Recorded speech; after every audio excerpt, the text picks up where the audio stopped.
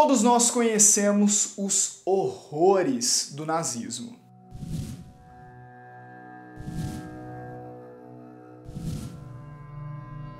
Mas o que pouca gente sabe é que o cinema, isso mesmo, o cinema, ele foi utilizado como uma arma estratégica para disseminar símbolos, imagens e mitos no regime nazista.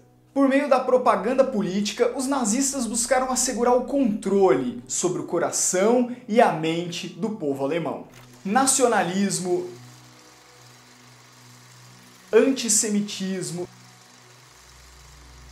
e crença em uma raça ariana foram algumas das ideologias amplamente propagadas pelo cinema nazista durante o período que vai de 1933 até 1945. Vem comigo que eu vou te contar os detalhes e algumas curiosidades da indústria cinematográfica nazista.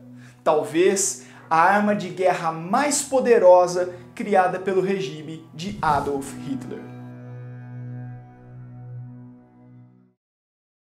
Eu sou o Daniel Stulano, historiador e cientista social, e esse é o canal Macacos Me Mordam.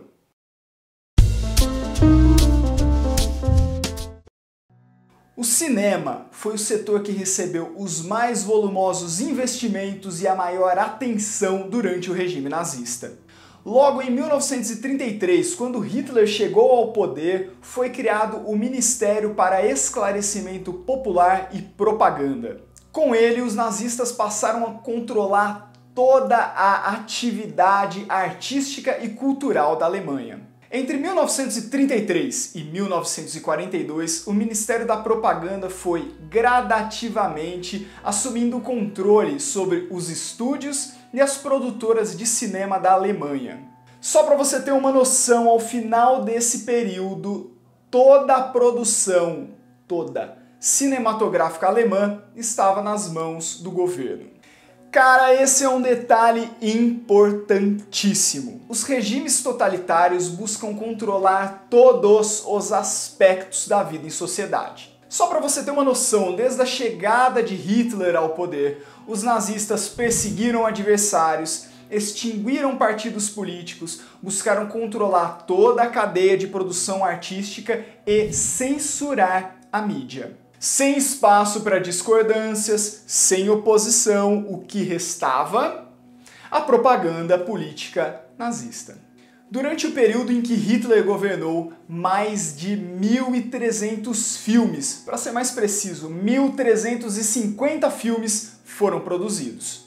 E a gente pode identificar alguns elementos em comum entre eles. E logo em seguida a gente parte para a análise de 4 exemplos de filmes nazistas, buscando analisar a estética e compreender qual era a mensagem que esses filmes gostariam de passar para a sociedade alemã. Ei, espera um pouquinho, deixa o seu like. O primeiro deles, a valorização da nação alemã e a crença numa espécie de predestinação à glória. A mensagem de fundo aqui é a de que nenhuma fronteira poderia limitar o nobre povo alemão e que seria uma espécie de destino da Alemanha invadir e dominar outros povos. O segundo ponto é a defesa do ideal ariano.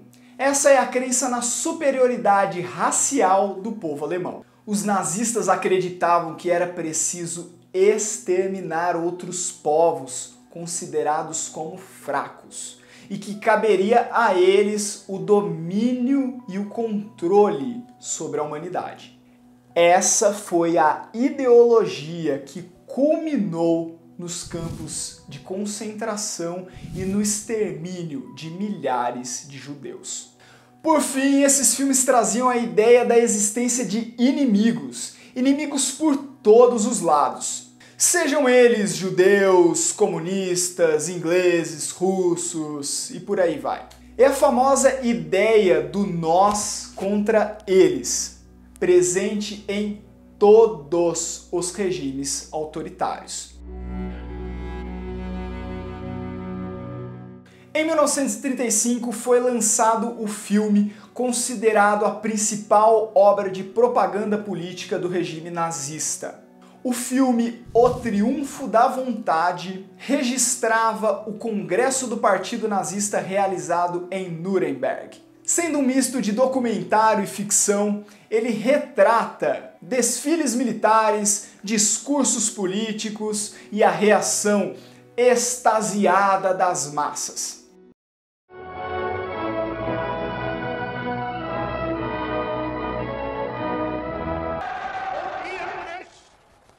Deshalb friedfertig sein und mutig zugleich.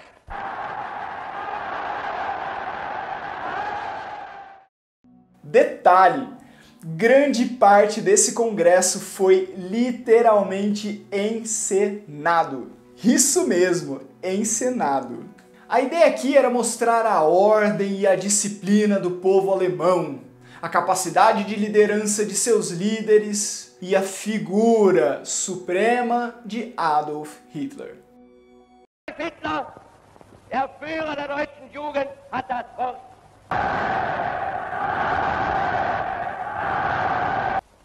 Wir wollen einst ein Reich sehen und ihr müsst euch schon dafür erziehen.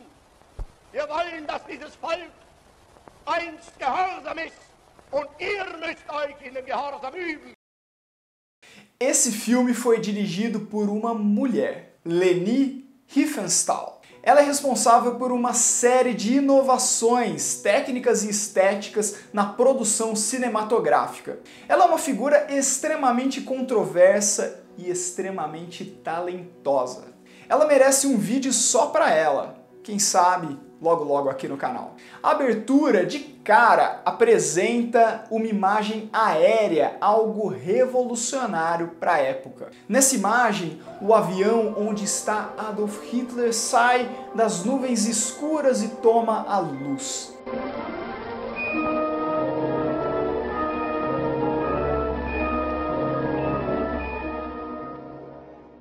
A mensagem aqui é que o Führer estaria chegando para libertar o povo alemão. Era uma espécie de Messias que descia dos céus para salvar e guiar os homens. Meu caro, e pensar que esse tipo de crença se repete de tempos em tempos na história da humanidade. Em 1938 é lançado o filme Olímpia, que retrata os Jogos Olímpicos realizados em Berlim em 1936.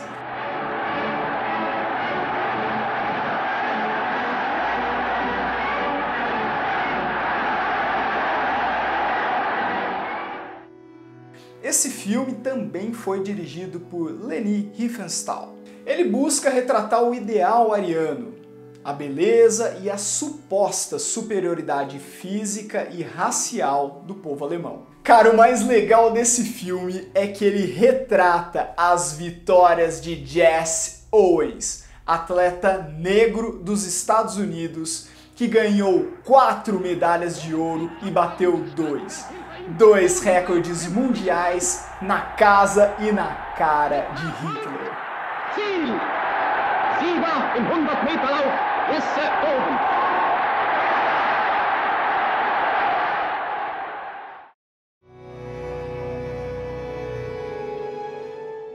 Já em 1940, o regime nazista lançou as suas câmeras contra os judeus. O filme O Judeu Eterno foi apresentado pelos nazistas como sendo um documentário educacional que abordaria os problemas decorrentes da presença dos judeus na Europa. Nesse filme, os judeus são comparados aos ratos marrons, uma espécie que se espalhava pela Europa e levava uma série de doenças. Esse filme buscava demonizar a cultura e os modos de vida do povo judeu. Dass hier ein Festherd liegt, der die Gesundheit der arischen Völker bedroht. Richard Wagner hat einmal gesagt, der Jude ist der plastische Dämon des Verfalls der Menschheit. Além disso, esse filme trazia algumas teorias da conspiração. Não pode faltar teorias da conspiração nesse tipo absurdo de discurso. afirmando que os judeus estavam buscando o controle da humanidade, se inserindo em altos postos do governo e de instituições, como bancos e indústrias. Detalhe, esse filme ele é proibido até hoje em alguns países como a Alemanha, a França e a Itália, justamente pela mensagem absurda de ódio que ele busca propagar. Por fim, em 1945, quando já era claro para todo mundo que a Alemanha iria ser derrotada na Segunda Guerra Mundial, o ministro da propaganda, Joseph Goebbels, direcionou uma enorme quantidade de dinheiro e de recursos materiais em uma produção cinematográfica. Na verdade, a última produção cinematográfica nazista. O filme Kolberg foi uma super produção. Para você ter uma noção, ele era até colorido, em um contexto onde a maioria dos filmes era em preto e branco. Ele narra a resistência do povo de Kolberg frente à invasão do exército napoleônico.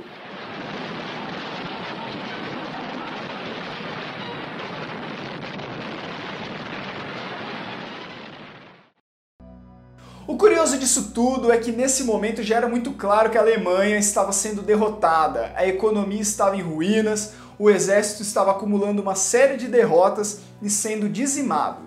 Nesse contexto de caos, qual é a decisão do governo? Produzir um filme? O ponto aqui é que os nazistas estavam cientes da derrota na guerra, mas eles queriam tentar ainda assim uma vitória por meio da arte.